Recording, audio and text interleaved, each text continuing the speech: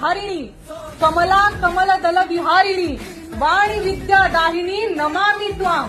मतलब जब भारत माता का भी वर्णन हुआ तो तुम्ही दुर्गा दश प्रहरण धारिणी, वो दशभुजा देवी का अवतार बनाया। जब दशभुजा देवी ने अवतार दिया था तो वो कैसी हुई थी? उन्होंने बोला था कि अहंग दुर्गी अहंग राष्ट्री, मतलब मैं दुर्गा हूँ और मैं एक राष्ट्र हूँ। और मेरा राष्ट्र का सामर्थ्य कैसे बनता है?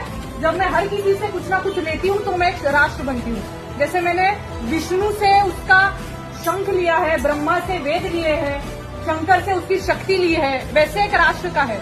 जब हम भारत माता को कुछ देते हैं तो वो एक राष्ट्र बनती है। इसलिए कि हमको अभी ये समझना पड़ेगा कि जहाँ धार्मिक एकत्रीकरण होता है वहाँ राष्ट्रीय जागरण करना भी उतना ही आवश्यक है। आप सबने एक भजन सुना होगा, वैसी परिस्थिति हमारे देश की है। समय कम है, लंबी है मंजिल, तुम्हें तेज कदम चलना होगा। हे परम तपस्या के पति, तुम्हें नूतन पथ रचना होगा।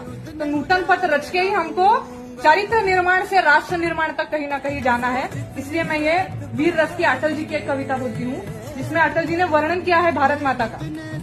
तो वो कहते हैं कि भारत कोई भूमि का टुकड़ा नहीं, एक जीता जागता राष्ट्र पुरुष है। भारत कोई भूमि का टुकड़ा नहीं, ये जीता जागता राष्ट्र पुरुष है। दिल्ली इसका दिल है, कश्मीर इसका मुकुट है, पंजाब और बंगला दो विशाल कंधे हैं, कन्याकुमारी इसके चरण है, सागर इसके पग पखारता है, माथे की चंद्रमा इसकी बाली है, पावस के काले मेघ इसके केश है, सूरज इसका तेज है।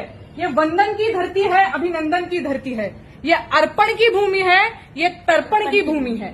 इसकी नदी नदी हमारे लिए गंगा है, इसका कंकड़ कंकड़ हमारे लिए शंकर है। हम जिएंगे तो इस भारत के लिए और मरेंगे तो इस भारत के लिए, और मरने के बाद भी गंगा जल में बहती हुई हमारी अस्थियों को कोई कान लगाकर सुनेगा तो एक ही आवाज आएगी, भारत माता की जय। भारत माता की जय।